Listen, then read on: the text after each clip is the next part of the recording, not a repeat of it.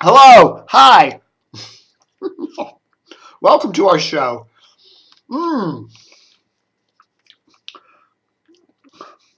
Greek non-fat yogurt. Delicious stuff. Pardon me. You interrupted me right in the middle of my lunch. I just never know when you're coming by. Nice if you call, but no, what the hell. Okay. Let's start this over. Da-da-da-da-da-da-da. Da-da-da-da-da-da. Welcome to Dave TV. For Sunday the 10th of November, 2013. Redskins can't lose today because they don't play.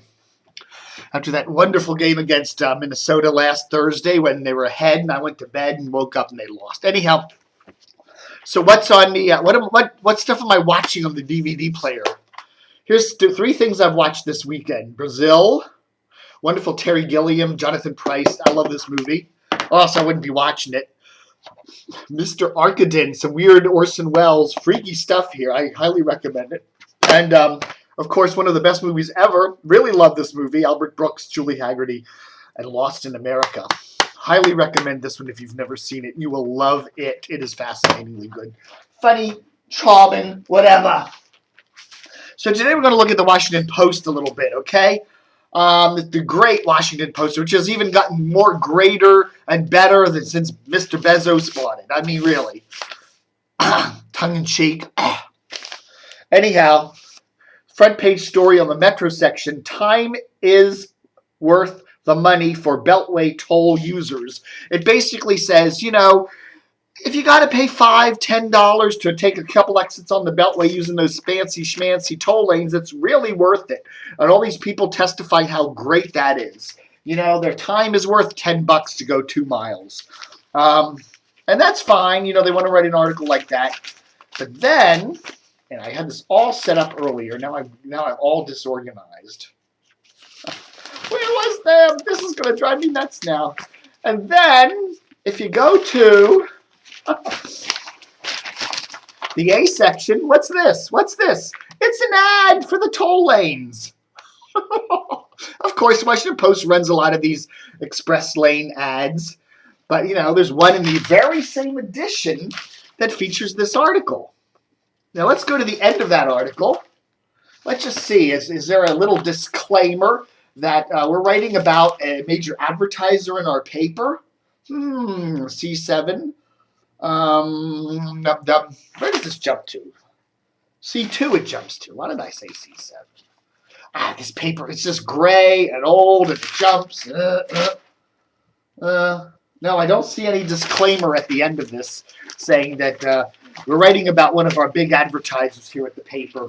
You know, whenever they write about Amazon, they always put a disclaimer that says, you know, Mr. Bezos owns the paper. And whenever they used to write about Facebook, they'd always put a little disclaimer that Mr. Graham is on the board of directors of Facebook or Amazon or whatever the hell they're all. But it just, you know, it's just like, what? And then there's another article. It's another thing that drove me a little nutty about the Washington Post today. Okay, so they got this article here called Super Zip Code Article. It's about all these crazy, you know, influential, wealthy people living in certain zip codes, okay, across America. And they say how there's a big cluster of them here in the Washington area. If you can see there's D.C., there's Montgomery and Fairfax County. And my zip code, actually, 20191, is in one of these super zip areas. But you can see these are real influential kind of avant-garde, eggheady people. And you can see a big cluster of them here in Howard, Montgomery, Fairfax, Loudoun County, going all the way up into the Baltimore area. So anyhow, and I gotta get this a little closer. Is that gonna zing on it? Yeah, that's even worse. You gotta be able to see the print here. There we go. See the print there? Okay, but they take the whole, these are the super zips. High income, high education, wonky people. Then they compare the super zips to other places around the country. And of course, Washington leads with 513,000 people living in the super zip codes. And then they compare other metropolitan areas, as you can see there. very clearly. But one thing you'll notice is they break up other metropolitan areas into separate sub-areas. For example, they have South Los Angeles and North Los Angeles. They break up New York into Manhattan, Long Island, and Bridgeport, Connecticut. And they break up, this kind of stuff. So why, if they're going to break up other metropolitan areas into subzones, why don't they break up Washington into subzones like Northern Virginia and suburban Maryland and Baltimore even? It's kind of a little bit of a distortionary tactic there. Oh my God, I'm out of focus. I don't know. It's just that Washington Post. Don't question us. We're just. Oh man, this is good. I could just eat this all day. It's cheap too. It's sort of like $3 a container. So anyhow, oh yeah, and Eric Weppel in a big story. As if we just all love reading about, these carnival barkers at where was that article? Huh? Oh, here it is. Carnival barkers there at the cable news networks, and all their books and all that. We just love reading journalists writing about journalists. How about this? How about a newspaper saying we're not going to write about other journalists unless, of course, they murder their wives or something. Unless they get busted for drunk driving or something. We're not going to write about kiss-assy articles about journalists covering journalists because it's boring and most people don't care about it anyhow. Are we in focus now? That's good. All right, folks. So anyhow, some interesting little newsy. What's going on there with CBS Radio? We've been getting a lot of emails. A lot of people are all hot and bothered. Apparently, CBS Radio has realigned its ad sales operations, and CBS claims we're just realigning things. It's no big deal, But the folks at some of the other stations in town that compete with some of those CBS stations, particularly WNEW, the All News, are claiming that the All News is having a lot of trouble selling ads, and they're doing a lot of things to, kick up the ad department over there at Lanham, Maryland, and who knows what's going on. But apparently, a bunch of people have been let go. But again, CBS is saying, no, we're actually bringing on more people. But then we're now starting to see over there at the rival of WNEW, the well-established WTOP with their high ratings, we're seeing some interesting thing. A number of people have been leaving WTOP over the years, dribbling out of there. Remember we had Craig Heist leaving back earlier this year, and now we've got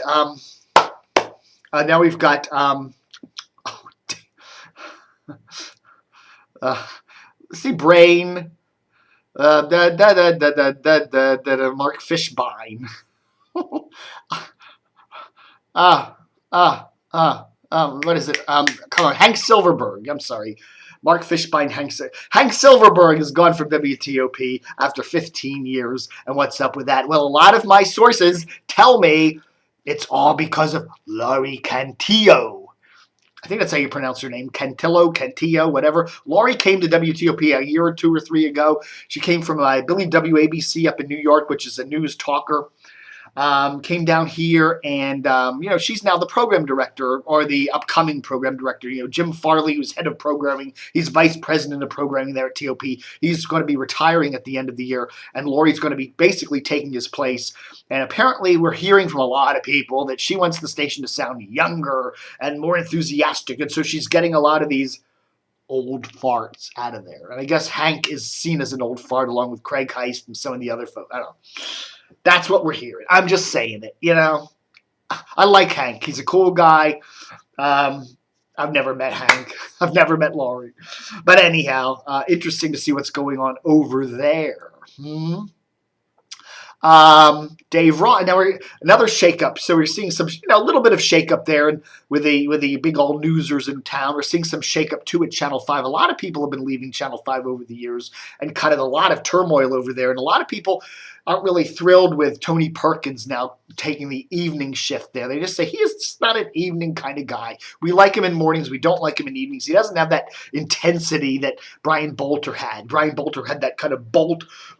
This is big news. Tony's kind of, hey man, this is big news.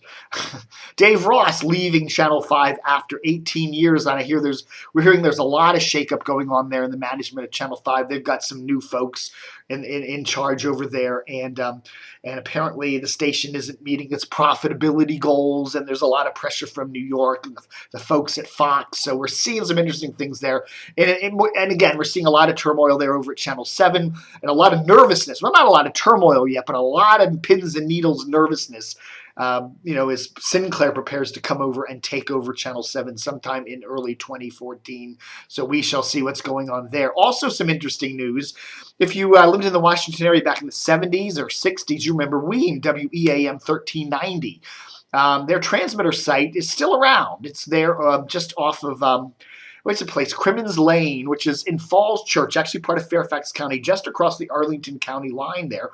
Kind of right, I-66 comes right by there. You can kind of see the towers if you really look as you're driving from, D.C. into Northern Virginia. But anyhow, apparently that site is now, the lease for the towers is gone. So apparently what was once WEAM on 1390 is now WZHF Radio Russia, Radio Russia, right? It's an English language service. And there's also WUST 1120 are losing their transmitter sites there and have to go find somewhere else to go to transmit. And some of the talk is perhaps they could move out to Eastern Loudon where WCRW, the Chinese Radio Washington, is on 1190, or perhaps they could go over to PG. Remember the old PGC? It's now JFK AM transmitter there at 1580 over there in Morningside. They may go diplex that or something like that. But in any case, it looks like the real estate there in that, it's a very nice area. You're right near McLean, Falls Church, and North Arlington. It's been rezoned for like 28 single-family homes. So that's interesting. Now, what's more interesting, someday, WMAL 630 AM, their transmitters are right there, a place called Green Tree Road in North Bethesda. You can see them if you're coming from Virginia into Maryland, across what do they call the bridge there? I used to call it the Cabin John Bridge. I forget, whatever they call the stupid bridge now. But as you're coming up to the 270 split, you can see the WMAL AM towers. Now, if most of their audience is flipping over to FM, someday, somewhere down the line, someone's going to be selling that transmitter site because it is gorgeous real estate there. I mean, it is beautiful. It's North Bethesda. It's right on the Beltway, easy access to the roads. It's beautiful, iconic. Bucolic, whatever. Someday someone's going to sell that for a hell of a lot of money. Put some high-rise condos in there, and turn off WMAL AM anyway, or move it somewhere else. Move it out to Germantown, out there with WTNT, or not WTNT. What is it? The SPAZ, WSPZ, and whatever. Oh wow. All right, folks, so that's our big news for today. Just wanted to get you updated on this wonderful, beautiful Sunday here in the Washington area. It's the 10th of November, 2013. And don't forget to help support DCR TV. Will you please? Just a donation of a few bucks. $29 will get you a year's worth of DCR TV Plus, and there's a whole bunch of cool stuff. We got some really cool WMAL memories we just got up. So there. Thanks for watching Dave TV. Book 'em, Dano.